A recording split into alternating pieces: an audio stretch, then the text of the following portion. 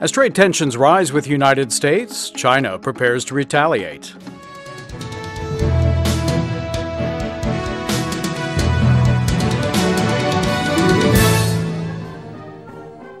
China rolled out the red carpet for President Donald Trump during his first trip late last year, a meeting where the two sides inked some $250 billion in business deals. But now, just several weeks later, Trump is ratcheting up trade pressure on China, and a senior administration official says the U.S. leader will be emphasizing the fair and reciprocal nature of trade in his State of the Union speech. The president has already taken tough measures that target companies from telecommunications to solar panels, and more trade actions could be announced soon. William Zaret, the chairman of the American Chamber of Commerce in China, says no one wants a trade war, but adds Beijing is already mapping out how it will respond if Washington takes more trade actions. If that does go forward, I have been told by certain officials that yes, definitely there will be retaliation. We'll see what happens. I mean, right now we're just speculating. Possible retaliation from China could target sectors with political resonance, says another AmCham China executive, such as agriculture and the airline industry, in areas where support for Trump was strong in the elections. AmCham China members have mixed views about the brewing frictions and doing business in the world's second-largest economy. In the group's annual business climate survey, which was released on Tuesday, a growing number, 78%, noted the importance of U.S.-China relations and its impact on business. This year, more were optimistic about the investment environment, but 75% still feel unwelcome. Tariffs and trade frictions are not what companies want, Zaret says, but some are supportive of tougher measures. For some of the companies that might feel that their market access is such a great barrier that they need a change, that they certainly are happy to see some trade remedies, some pressure coming out of Washington. But for those companies that are doing fine, he adds, they would prefer that doesn't happen.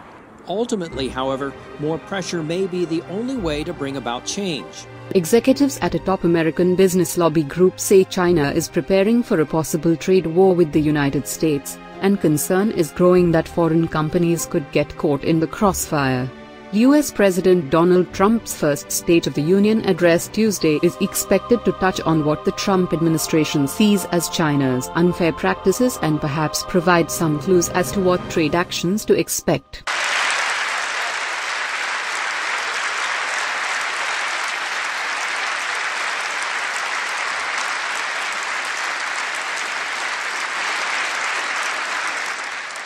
And prices will come down substantially. Watch. America has also finally turned the page on decades of unfair trade deals that sacrificed our prosperity and shipped away our companies, our jobs, and our wealth. Our nation has lost its wealth, but we're getting it back so fast. The era of economic surrender is totally over. From now on, we expect trading relationships to be fair and, very importantly, reciprocal.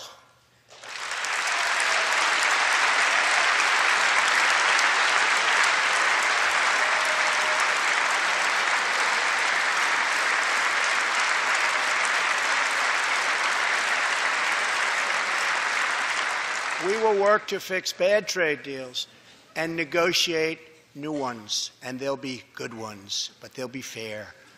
And we will protect American workers and American intellectual. The American Chamber of Commerce in China, in releasing the results of its annual survey of its members Tuesday, said while they are more confident China will further open up its market to foreign investment, 3/4 say they do not feel welcomed by the Chinese government.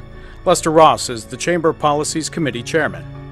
One of the difficulties that our members find and that we find in terms of meetings with Chinese government officials and others is an unwillingness to acknowledge that their market is less open than ours to begin with.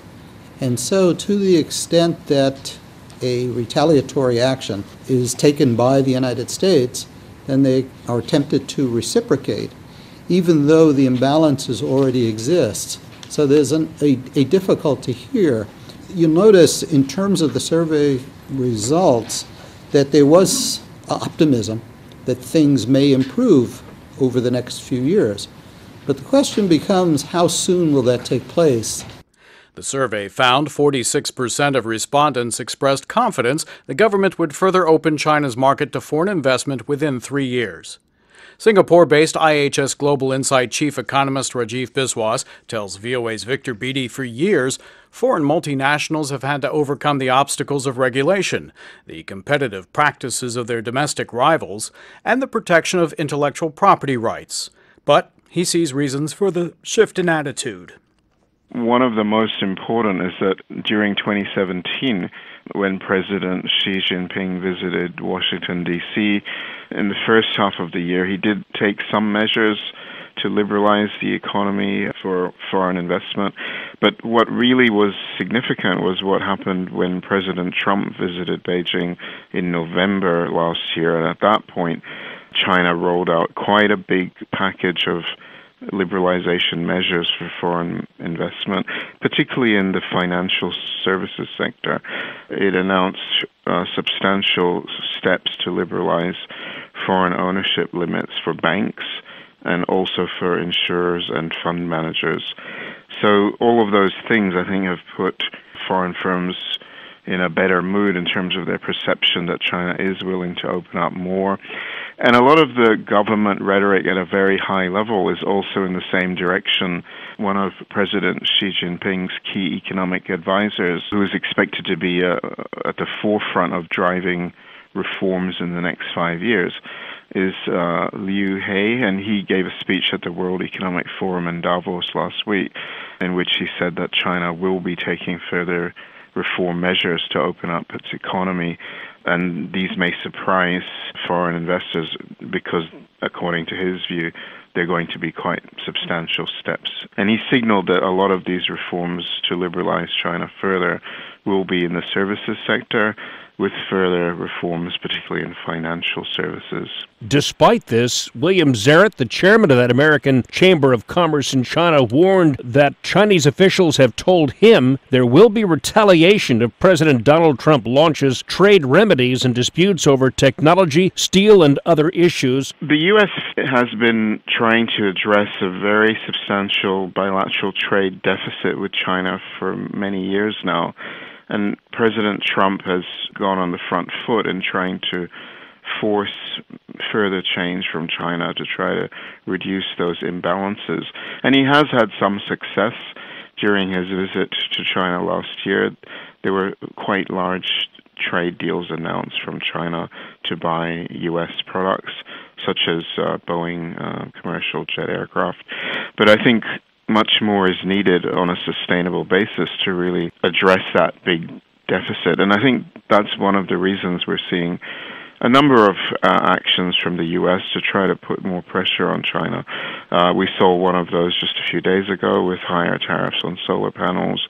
And for some time now, there's an investigation that's been going on in the areas of steel, aluminium, and also in the case of China on intellectual property rights. So I think those could be used as areas where the U.S. feels that it's not being treated fairly by China, and that those areas should be addressed by China, and therefore may well take further action to try to force change. Rajiv Biswas said neither country wants a trade war. He said with its sizable trade surplus, China would stand to lose more than the United States. He believes both countries, the world's top two economies, will work to improve their trading relationship rather than block trade. Carrie Huang says the new U.S. tariffs on solar panels and washing machines may herald a new era in the U.S.-China trade relationship, potentially a dangerous one for both sides. The decision represents a major step towards fulfilling Trump's campaign promise to get tough on trade partners, particularly China, after winning the election on a hawkish platform. Under the Trade Act of 1974, the president may impose tariffs on imports deemed to hurt U.S. industries. more actions loom on trade secrets, steel and aluminium, raising the prospects for a more confrontational relationship between the world's key economic rivals and top political adversaries, the leading free democracy and last major communist-ruled power, which could herald the dawn of a dangerous new era for relations.